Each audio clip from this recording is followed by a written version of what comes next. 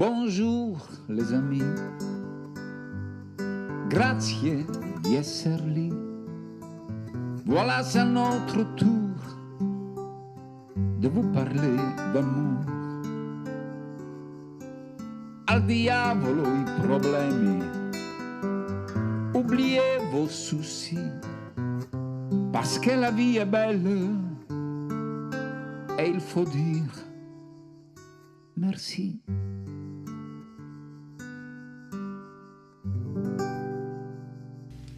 Bonjour les amis, buongiorno amici carissimi, nous revoilà avec notre conversation au salon de chaque semaine, toujours avec l'unique, le seul, Michele Trozzo. Salut Michel.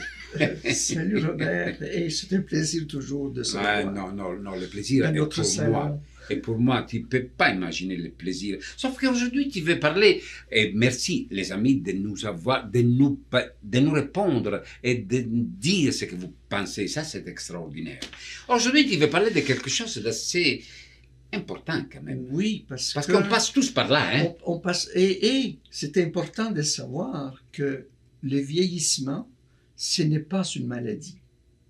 Alors, vous avez compris qu'on parle du vieillissement. On va parler de vieillissement. Mais on est rendu là, nous. Hein? Oui, on est rendu là. Disons que tout se passe entre les oreilles, il paraîtrait, mais on est jeune de cœur et jeune d'esprit. Ce qui est important, Roberto, c'est que nous vivons dans une société occidentale où on a le culte de la jeunesse. Tout ce qui est jeune, ça, c'est l'avenir, c'est la non-souciance, c'est l'audace, c'est les performances. Donc, quand on vieillit, toutes ces choses-là diminuent. Et par conséquent, il y a des personnes qui vieillissent mal. Pourquoi on vieillit mal? C'est parce qu'on n'accepte pas de vieillir. Mais attends. Je voudrais juste te dire, et vous dire aussi, les amis, qu'un jour, la lune a dit au soleil, je t'aime. Le soleil a rougi, et c'est comme ça qu'il est né le coucher du soleil, le crépuscule. Mais c'est extraordinaire. No, lo dico in italiano. La luna disse ti amo al sole, e il sole diventò tutto rosso, e nacque il tramonto. Mais les crépuscules, c'est beau ça, Roberto, parce que on attribue souvent à la vieillesse le crépuscule de la vie. On dit que la vieillesse, c'est l'âge du crépuscule. Et donc, les crépuscules, c'est beau. Michel, il y a des gens qui regardent le coucher du soleil, ils s'arrêtent à le regarder, parce que c'est extraordinaire.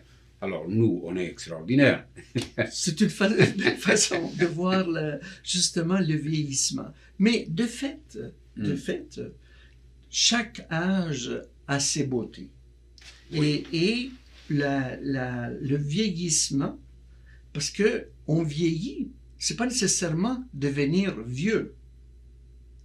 Vieillir, c'est acquérir de l'expérience. Voilà. Partager cette expérience et la mettre à contribution aussi avec la société. À la société, à la jeunesse. À la jeunesse. Absolument. Donc, si on a cette attitude de, comme je disais en introduction, c'est pas une maladie, mais c'est un privilège de vieillir. Et bien sûr. Il y a bien des gens, et moi j'ai fait beaucoup d'accompagnement au deuil, il y a bien des gens qui malheureusement n'atteignent pas l'âge du crépuscule ou l'âge de la vieillesse. Absolument. Et donc, vieillir, c'est un privilège. Seulement que, malheureusement, avec la vieillesse, il viennent beaucoup de limites. Oui, qu'il faut accepter. Qu'il faut gérer, c'est ça, il faut accepter. Il faut savoir comment vivre avec. C'est comme les rides, hein? On a beaucoup de rides. Regarde-moi, je suis plein de rides, mais moi je les accepte. C'est beau avoir des rides. C'est notre richesse. Oui, il semblerait que c'est des rayons de soleil. Voilà, tu l'as dit. Et donc, qu'est-ce qui fait peur dans le vieillissement? C'est d'être malade, de se retrouver tout seul.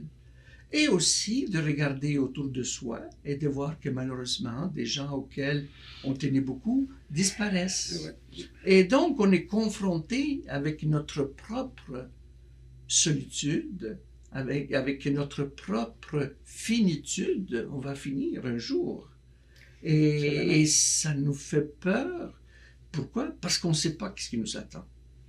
Être vieux ou vieille, c'est sérieux quand même. C'est sérieux, hein? C'est sérieux. Moi, je ne prends jamais les choses au sérieux, mais être vieux, c'est sérieux. Ah oui? Ah bon? Je crois. Mais comme je te disais, on peut regarder la jeunesse évidemment, de nos âges comme quelque chose, un héritage qu'on transmet aux générations futures. Je veux dire que quand on parle d'héritage, souvent on pense aux biens matériels. Qu'est-ce qu'on laisse en héritage aux gens? Alors que notre expérience, Regarde, qu'est-ce que j'ai dit souvent à mon fils qui est jeune, qui a 26 ans? Sûrement tu connais beaucoup plus de choses que ton père au niveau technique, au niveau des médias sociaux. C'est parfait, tu en connais plus. Mais dis-toi une chose, que ton père a traversé des décennies, et juste le fait d'avoir composé avec la vie, c'est un miracle, c'est une richesse. C'est quoi le nom de ton fils? Louis-Philippe. Louis-Philippe, écoute-moi bien. Hein? Ton père, c'est une encyclopédie. Et tu dois mettre dans la tête que tous les gens d'un certain âge, comme nous et d'autres, on est tous des encyclopédies. Et quand on s'en va, il faut qu'on assimile tout ça. Sinon, cette encyclopédie-là, il meurt et tout meurt. Et c'est ça. C'est comme on dit, lorsque une personne âgée meurt, il y a une bibliothèque qui s'éteint avec lui. Absolument. Mais c'est beau ce que tu dis. Mais surtout, l'être humain, nous avons la première responsabilité, c'est de traverser le plus sereinement possible la longueur de notre vie. Et ça, c'est une expérience que, en vieillissant, on peut apprécier. Alors que si on ne vieillit pas, on ne peut pas acquérir cette expérience-là. Oui, Michael, je suis d'accord avec toi, sono d'accordo, mais il faut aussi penser à la qualité de vie. Parce que moi, malheureusement, j'ai eu mon père et ma mère, mais mon père surtout, que la qualité de vie, elle n'était pas extraordinaire. Et des fois, je me dis, est-ce que c'est bien? Est-ce que c'est juste? Est-ce que c'est bon? On se pose des questions. On se pose cette question, on n'a pas de réponse. Parce que, comme je te dis, la vie est un mystère. On a parlé de l'amour, c'est un mystère. La vieillesse, vieillir, c'est un mystère. La souffrance, c'est un mystère. Pourquoi devons-nous souffrir? Pourquoi devons-nous être malades? Mais, encore une fois, c'est comment... On n'aura pas de réponse à ça. Mais moi, quand j'accompagne quelqu'un qui est terrorisé par ces idées-là, j'essaye de voir avec la personne quelles sont les valeurs qui pourraient lui aider à gérer ça. Plutôt que de se dire pourquoi ça, se dire comment allons-nous faire maintenant? Je suis malade.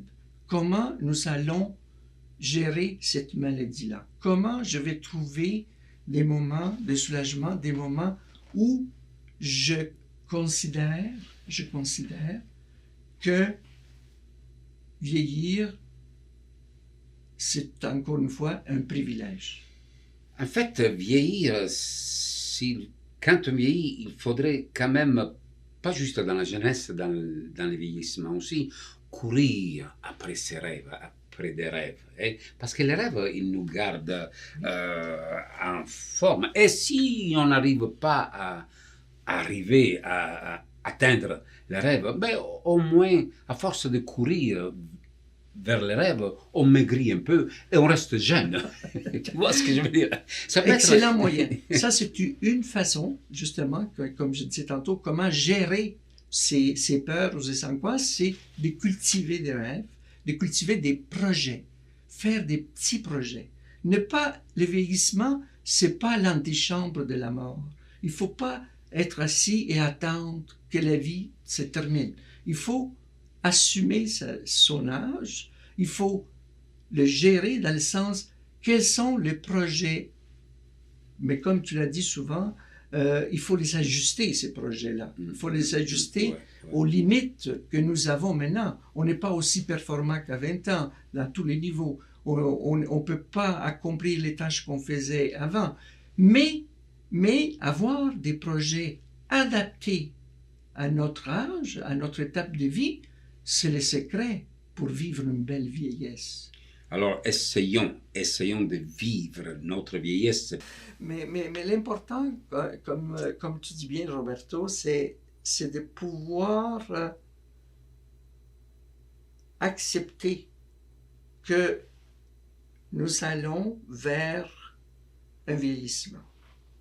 Que ce vieillissement comporte des limites, et donc il nous faut voir comment fonctionnons-nous avec ces limites, et surtout le mettre à profit, parce que c'est juste le garder pour soi. Tantôt on parlait d'héritage, etc.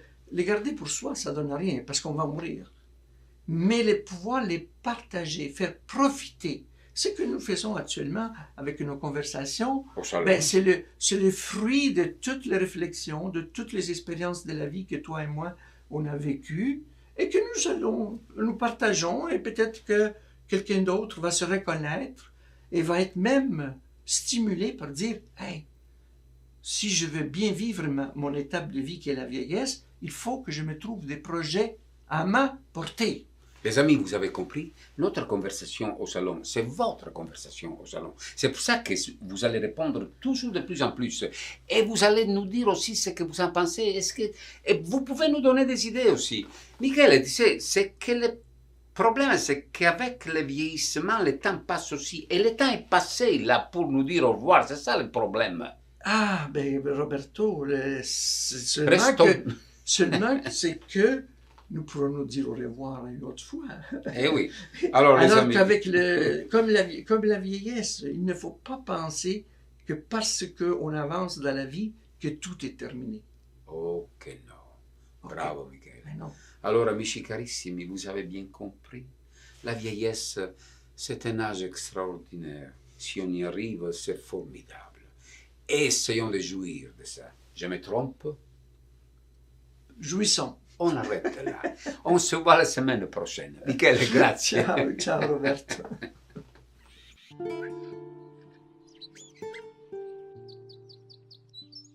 Un sociologue, Michel Billet, disait que avant tout, c'est le regard que nous portons sur les vieux qui doit se transformer. Être vieux n'est en soi ni un défaut, ni une maladie, ni un délit. Demain, nous serons un peu plus vieux et nous aurons peut-être besoin d'être soutenus à domicile et non maintenus à domicile. Nous aurons besoin d'être pris en considération, non pas pris en charge. Nous ne sommes pas une charge. Nous aurons besoin que l'on veille sur nous, pas que l'on nous surveille. Ça n'a l'air de rien, mais ces mots parlent bien du nécessaire changement de regard qu'il faut opérer sur la vieillesse. C'est à cette condition que les vieux pourront être considérés non comme des objets de soins, mais comme des sujets de droit. Rencontrant des difficultés et des problèmes, mais restant jusqu'au terme de leur existence, hommes et femmes, citoyennes à part entière.